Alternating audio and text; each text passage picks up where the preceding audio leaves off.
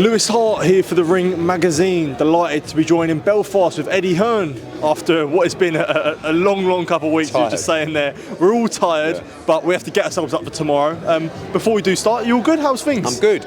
We won't have a problem getting up for tomorrow because it's going to be unbelievable, and it would take something powerful to get us up for tomorrow, and that's what's going to happen in Belfast. Great fight, huge crowd, completely sold out, and yeah, it's been. This week's been mental, but obviously last week, you forget you were in Riyadh last week, and then the week before you were in Manchester for Catchall Barboza. It's just never ending, and it's been a fun week at the same time. Yeah, absolutely. And as I say, here in Belfast, it's almost like one of the fighting capital cities, especially in the UK. And when you have a massive fight like Conor Donovan that divides a lot of opinions, divides sort of the island in a way, but it makes such a great fight. And as you say, when Belfast gets it right, the atmosphere will be incredible as it will be tomorrow. They're knowledgeable fight fans, and I think that's what I like about it. Ultimately, when you put on a good show and a good fight, they come out. And it's a great fight card from top to bottom. Now, I would say 6 50-50 fights on the card, even on the before the bell section as well. And a brilliant all-Irish fight. People are calling it North v South, people are calling it Belfast v Limerick, whatever. It's two world-class undefeated welterweights who are fighting to become the mandatory for the winner of Ennis against Stanionis. So this is like a golden ticket for these guys. I did want to ask you about that because Andy Lee sort of addressed comments that were made on Wednesday. Listen, boxing's the most inclusive sport in the world where anyone can get involved from any race and any background. Is it hard to sort of important to push those sort of signs away, especially when it comes to Ireland and yeah, and I those always sort of think things? it's a little bit sensitive, but I think if you're not from here, you may not understand the sensitivity, and that's not being stubborn to it. That's just not being from here.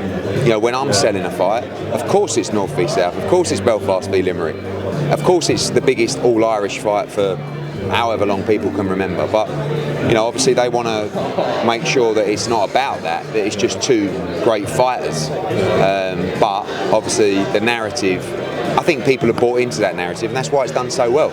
You don't see a lot of fights selling 8,000 tickets, and this has got it, and it's got an atmosphere that will be very special tomorrow. Everyone in boxing loves a Cinderella story and a great old story. Josh Padley has a great one, signing a matchroom today. I guess how good is it to have it over the line and have another real feel-good story? Yeah, I think that a lot of it is feel good for boxing and feel good as a story, but also if I'm being honest, and you know me, I don't like to always make it about me.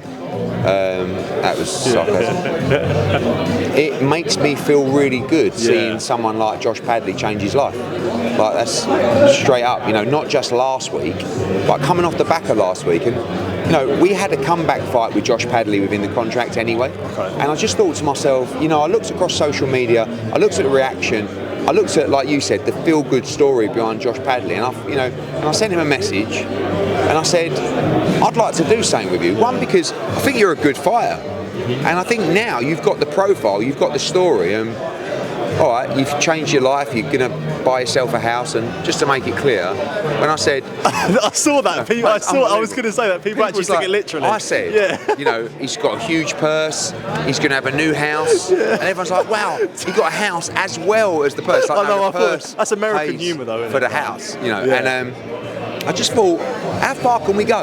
Yeah. Do you know what I mean? We love to be at the elite level of the sport, but I like this story, and I thought, for this kid to literally down tools 48 hours out, get on a plane the next day and go and fight Shakur Stevenson, and not just do that, give it everything. Do you know what I'm saying?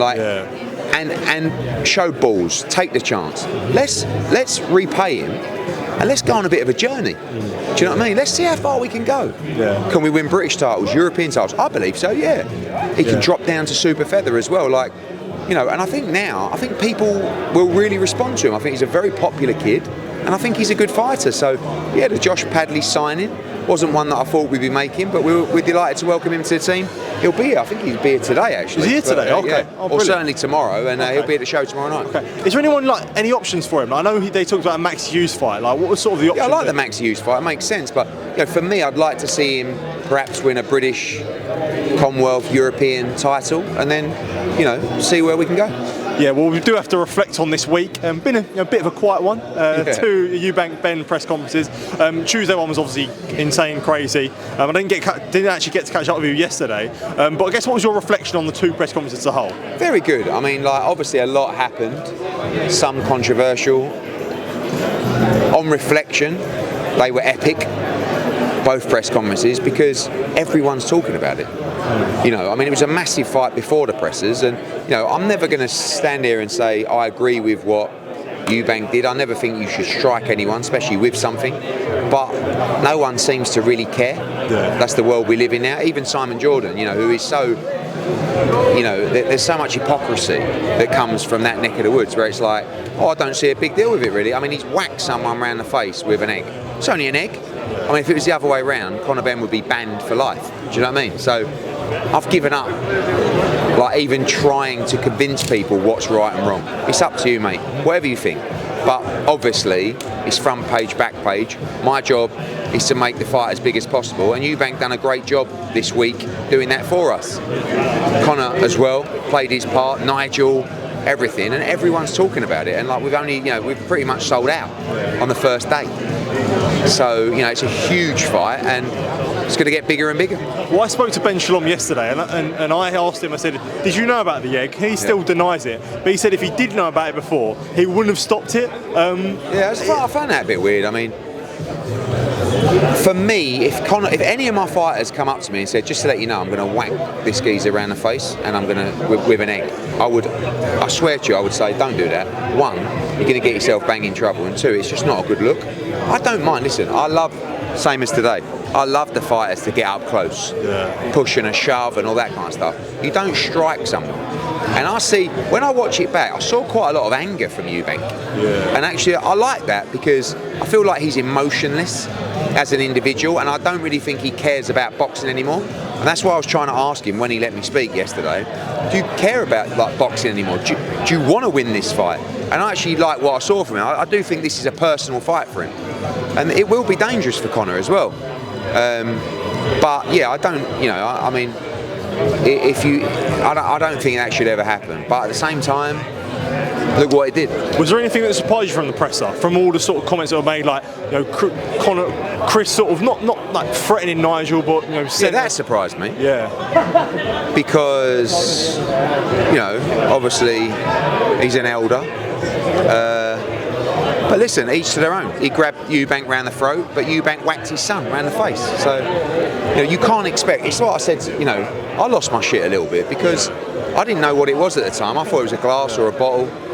And if that happens to your mate, what do you think you're going to do? Just go, oh, no, you're going to get stuck in, aren't you? Yeah. And that's what we all done. But Nigel did it a lot better than I did, and he just sneaked around the back. So, what else? Eubank, yeah. I mean, look, we could break down what he said. There was a few strange comments that he made, particularly about a clause in the contract about you can't say anything negative about promoters.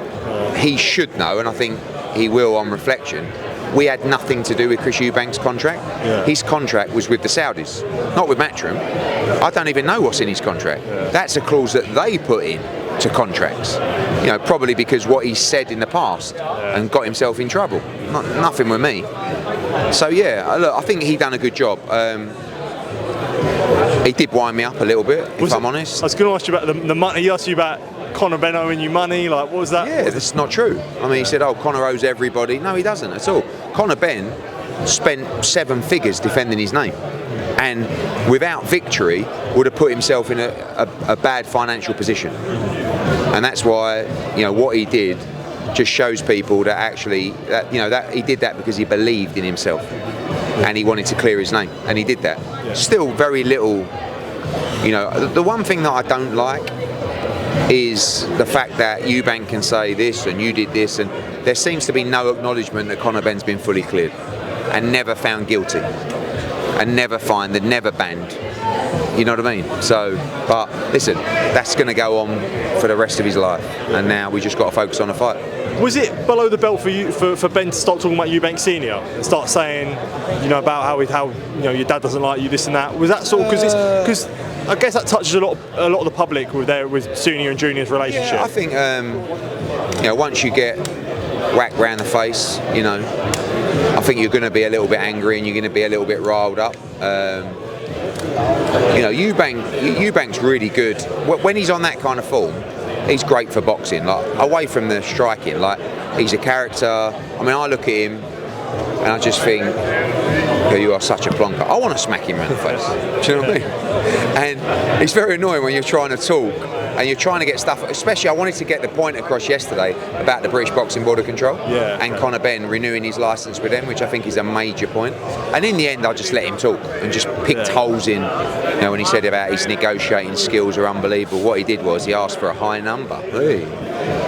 And then, you know, he's going to come back with a low number and then you'll meet in the middle. Well done, mate. That's unbelievable. So, yeah. Sorry, I was saying, is there a part where you have to play the game though? Like, you understand? Yeah, I mean, like, again, unless you go at him and start slagging him off, and you know, but then you do become rattled, and everyone goes, "Wow, look at Eddie Hearn, he's lost his shit." Whereas really, you just have to kind of smile and look at him. And I would just like look at him up and down with his boots on and just go. But that's what he wants you to do. Yeah. He wants you to just go, oh, for fuck's sake. So I thought he was very good yesterday. And I thought Conor was great as well. You know, nice and composed with a couple of good key moments. And the fight's massive. Yeah. A couple actually last ones for myself away from sort of this week. I saw a report from ESPN in Mexico about Inoue against Picasso being off and now Akhmadliev potentially in line in May. Is there anything you can say about that? So look, we've been negotiating with Team Inoue for Akhmadliev to fight Inoue. But really, as I understand it, in September after Picasso. So if they can't reach a deal with Picasso, maybe Inoue steps in and fights on the Cinco de Mayo date, which we'd be up for, would be ready. And you know, I've called out Inoue about this several times. If he does fight Akhmadliev, I'll be impressed. It's the best fight in the division, and we're ready. I saw, obviously, Johnny Fisher's birthday yesterday, and I saw you said fighting was coming soon. That coincided with Dave Allen saying that he'd agreed a big fight. Is that the rematch? We want it to. It's not done yet, but Johnny Fisher's made it clear to me he wants to run that fight back. He'll be here tomorrow night as well. You know, Dave is never easy to deal with because I feel like he always feels like there's more or there should be more, and I've told Dave on numerous occasions I don't lowball people. I'll give you the best offer I can and it's up to you. And if he's ready to fight Johnny Fisher, we can make it happen in a massive fight in London in May, and I hope we can get that over the line. Final one for myself. I spoke to Robert Garcia last week in Saudi. He said there was a conversation about Bam against Puma in Saudi that week. Is there any, I guess, progress on that? Yeah, I actually spoke to His Excellency about that fight. For me, Bam against Puma is one of the best fights in the sport. There is a chance that we could make that fight in America with His Excellency in the summer. If not, we're going to move forward with a date for Bam probably in May. He's ready to fight, and Robert Garcia and Bam, they're all on the phone non-stop. They want to know, but we want to make that unification. We'll do everything we can to make that fight. If not, you'll see him in May. Perfect. Top man, Eddie. Appreciate the time. Thank you.